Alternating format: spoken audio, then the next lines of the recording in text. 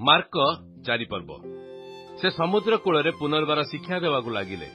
ଆଉ ଏତେ ସଂଖ୍ୟକ ଲୋକ ତାହାଙ୍କ ନିକଟରେ ଏକତ୍ର ହେଲେ ଯେ ସେ ସମୁଦ୍ରରେ ଥିବା ଗୋଟିଏ ନୌକାରେ ଯାଇ ବସିଲେ ଓ ଲୋକସମୂହ ସମୁଦ୍ର ନିକଟବର୍ତ୍ତୀ ସ୍ଥଳରେ ରହିଲେ। ସେତେବେଳେ ସେ ଦୃଷ୍ଟାନ୍ତରେ ସେମାନଙ୍କୁ ଅନେକ ବିଷୟ ଶିକ୍ଷା ଦେବାକୁ ଲାଗିଲେ। ପୁଣି ଆପଣା ଶିକ୍ଷା ମଧ୍ୟରେ ସେମାନଙ୍କୁ କହିଲେ, ଶୁଣ, ଦେଖ, ଜଣେ ବୁଣାଳି ବୁଣିବାକୁ ବାହାରିଲା।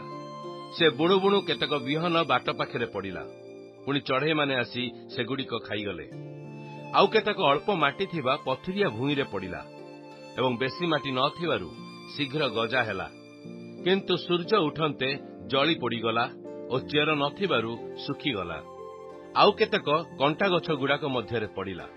ପୁଣି କଣ୍ଟା ଗଛଗୁଡ଼ାକ ଉଠି ବଡ଼ ହୋଇ ସେଗୁଡ଼ିକୁ ଚାପି ପକାଇଲା ଏବଂ କୌଣସି ଫଳ ଫଳିଲା ନାହିଁ।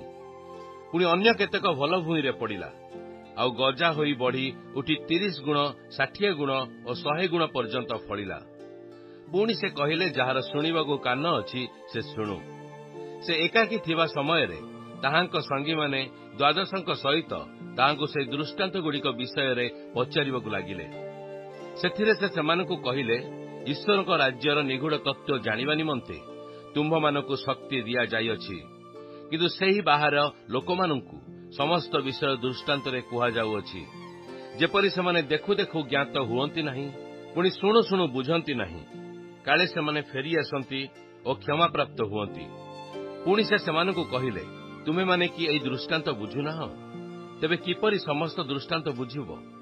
ବୁଣାଳି ବାକ୍ୟ ବୁଣେ, ଯେଉଁମାନେ ଶୁଣନ୍ତି, ପୁଣି ଶୁଣିବା କ୍ଷଣି ଶୟତାନ ଆସି ସେମାନଙ୍କଠାରେ ବୁଣା ଯାଇଥିବା ବାକ୍ୟ ହରଣ କରିନିଏ।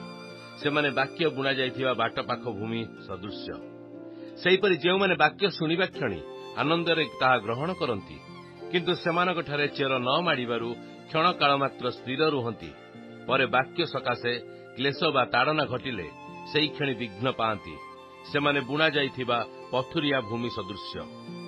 ଆଉ ଯେଉଁମାନେ ବାକ୍ୟ ଶୁଣନ୍ତି, ପୁଣି ସାଂସାରିକ ଚିନ୍ତା, ଧନର ମାୟା ଏବଂ ଅନ୍ୟ ସମସ୍ତ ବିଷୟର ଲାଳସା ପ୍ରବେଶ କରି ବାକ୍ୟକୁ ଚାପି ପକାଏ ଓ ତାହା ଫଳହୀନ ହୁଏ, ସେହି ଅନ୍ୟ ପ୍ରକାର ଲୋକ ବୁଣା ଯାଇଥିବା କଣ୍ଟକମୟ ଭୂମି ସଦୃଶ୍ୟ। ଆଉ ଯେଉଁମାନେ ବାକ୍ୟ ଶୁଣି ତାହା ଗ୍ରହଣ କରନ୍ତି ଏବଂ 30 ଗୁଣ, 60 ଗୁଣ ଓ 100 ଗୁଣ ଫଳ ଫଳନ୍ତି, ସେମାନେ ବୁଣା ଯାଇଥିବା ଉତ୍ତମ ଭୂମି ସଦୃଶ୍ୟ। ପୁନଶ୍ଚ ସେ ସେମାନଙ୍କୁ କହିଲେ, ଦୀପ କଣ ମାଣ ତଳେ ବା ଖଟ ତଳେ ରଖାଯିବା ନିମନ୍ତେ ଅଣାଯାଏ? ଦୀପ ରୁଖା ଉପରେ ରଖାଯିବା ନିମନ୍ତେ କି ତାହା ଅଣାଯାଏ ନାହିଁ? କାରଣ ପ୍ରକାଶିତ ନ ହେବା ଉଦ୍ଦେଶ୍ୟରେ କିଛି ଗୁପ୍ତ ନାହିଁ। ଆଉ ଯାହା ଗୁପ୍ତ ହୋଇଅଛି ତାହା ପ୍ରକାଶିତ ହେବା ଉଦ୍ଦେଶ୍ୟରେ ଗୁପ୍ତ ହୋଇଅଛି। ଯଦି କାହାର ଶୁଣିବାକୁ କାନ ଅଛି ସେ ଶୁଣୁ। ପୁଣି ସେ ସେମାନଙ୍କୁ କହିଲେ, କଣ ଶୁଣୁଅଛ? ସେ ବିଷୟରେ ସାବଧାନ। ଯେଉଁ ମାପରେ ମାପ କର, ସେହି ମାପରେ ତୁମକୁ ମପାଇ ଦିଆଯିବ ଏବଂ ତୁମମାନଙ୍କୁ ଅଧିକ ଦିଆଯିବ। କାରଣ ଯାହାର ଅଛି ତାହାକୁ ଦିଆଯିବ, ଆଉ ଯାହାର ନାହିଁ ତା ପାଖରେ ଯାହା ଅଛି ତାହା ସୁଦ୍ଧା ତାହାଠାରୁ ନିଆଯିବ। ଆହୁରି ସେ କହିଲେ, ଈଶ୍ୱରଙ୍କ ରାଜ୍ୟ ଏହି ପ୍ରକାର, ଯେପରି ଜଣେ ଲୋକ ଭୂମିରେ ବିହନ ବୁଣେ, ପୁଣି ରାତ୍ରିରେ ନିଦ୍ରା ଯାଏ ଓ ଦିବସରେ ଜାଗ୍ରତ ହୁଏ। ଆଉ ବିହନ କିପରି ଅଙ୍କୁରିତ ହୋଇ ବୃଦ୍ଧି ପାଏ, ତାହା ସେ ଜାଣେ ନାହିଁ। ଭୂମି ଆପେ ଫଳ ଉତ୍ପନ୍ନ କରେ, ପ୍ରଥମରେ ପତ୍ର, ପରେ ସିଂସା, ତାପରେ ସିଂସାରେ ପୂର୍ଣ୍ଣ ଶସ୍ୟ। ପୁଣି ଶସ୍ୟ ପାଚିଲା କ୍ଷଣି ଫସଲ ସମୟ ଉପସ୍ଥିତ ହେବାରୁ ସେ ଦା ଲଗାଏ। ପୁଣି ସେ କହିଲେ, ଆମ୍ଭେମାନେ କାହା ସଙ୍ଗରେ ଈଶ୍ୱରଙ୍କ ରାଜ୍ୟ ତୁଳନା କରିବା? କିଏ ବା କେଉଁ ଦୃଷ୍ଟାନ୍ତରେ ତାହା ବୁଝାଇବା? ତାହା ଗୋଟିଏ ସୋରିଷ ଦାନା ପରି। ଭୂମିରେ ବୁଣାଯିବା ସମୟରେ ତାହା ପୃଥିବୀର ସମସ୍ତ ବୀଜଠାରୁ କ୍ଷୁଦ୍ର। ମାତ୍ର ବୁଣାଗଲେ ତାହା ବଢ଼ି ଉଠି ସବୁ ଶାଗଠାରୁ ବଡ଼ ହୁଏ।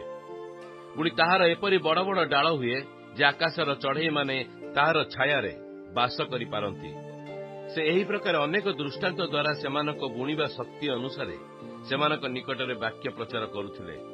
ଆଉ ଦୃଷ୍ଟାନ୍ତ ବିନା ସେ ସେମାନଙ୍କ ନିକଟରେ କୌଣସି କଥା କହୁନଥିଲେ, କିନ୍ତୁ ସେ ଗୋପନରେ ଆପଣା ଶିଷ୍ୟମାନଙ୍କୁ ସମସ୍ତ ବିଷୟ ବୁଝାଇ ଦେଉଥିଲେ। ସେହିଦିନ ସନ୍ଧ୍ୟା ହୁଅନ୍ତେ ସେ ସେମାନଙ୍କୁ କହିଲେ, ଆସ, ଆରପାରିକି ଯିବା। ସେଥିରେ ସେମାନେ ଲୋକସମୂହକୁ ପରିତ୍ୟାଗ କରି ସେ ଯେପରି ଥିଲେ ସେହିପରି ତାହାଙ୍କୁ ନୌକାରେ ସାଙ୍ଗରେ ଘେନିଗଲେ। ପୁଣି ଅନ୍ୟାନ୍ୟ ନୌକା ମଧ୍ୟ ତାହାଙ୍କ ସହିତ ଥିଲା। ଆଉ ପ୍ରବଳ ତୋଫାନ ହେଲା। ପୁଣି ତରଙ୍ଗର ଆଘାତରେ ନୌକା ଜଳରେ ପୂର୍ଣ୍ଣ ହେବାକୁ ଲାଗିଲା। ସେତେବେଳେ ସେ ନୌକାର ପଛମଙ୍ଗରେ ମୁଚୁଳାରେ ମୁଣ୍ଡ ଦେଇ ଶୋଇପଡ଼ିଥିଲେ।